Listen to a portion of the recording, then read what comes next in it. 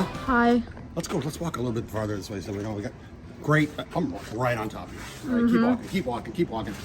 Keep walking. Can't walk backwards. We're here at Cumberland Farms in Buzzards Bay because the last place we we're gonna go for pizza, Surefire, was closed, and so had to on the fly, quick thinking, came to Cumberland Farms. We have their slice of pizza. This may be worse. No, I'm pointing the camera at you. I'm sorry. You weren't pointing the camera at me. No. I don't know how this pizza is going to be. It may be in the crab rangoon level. We'll see. Probably not. All right.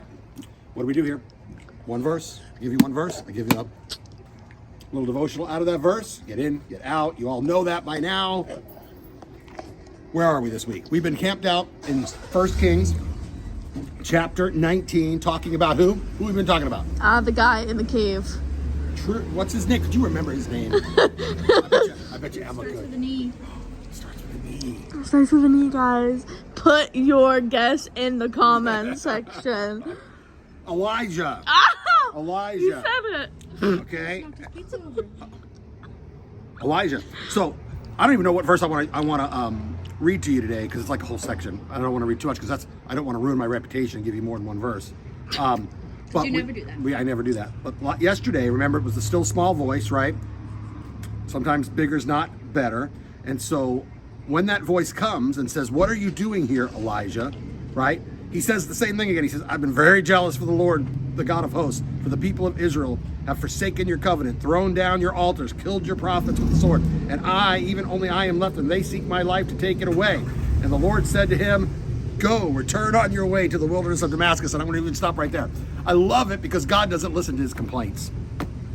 He keeps saying, oh, he wants God to just kind of hear what's going on, and God is not having any of it. Yeah. He just basically tells them, listen, go to the wilderness. Here's what I got for you to do. And here's the thing.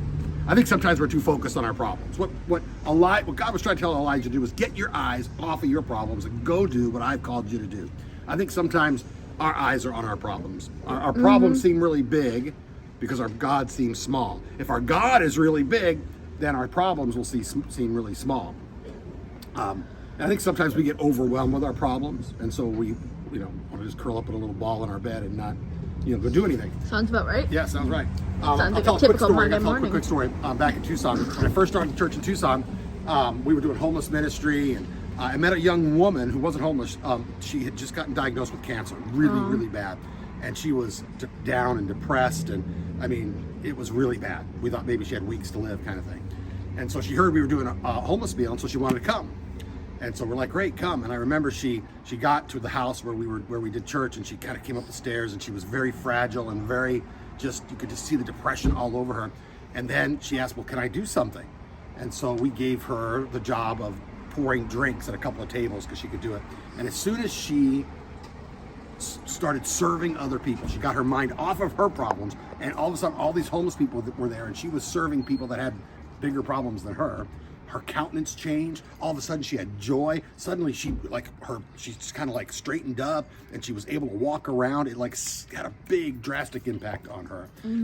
So the point is, get your mind off of your problems. Stop talking about your problems. Amen.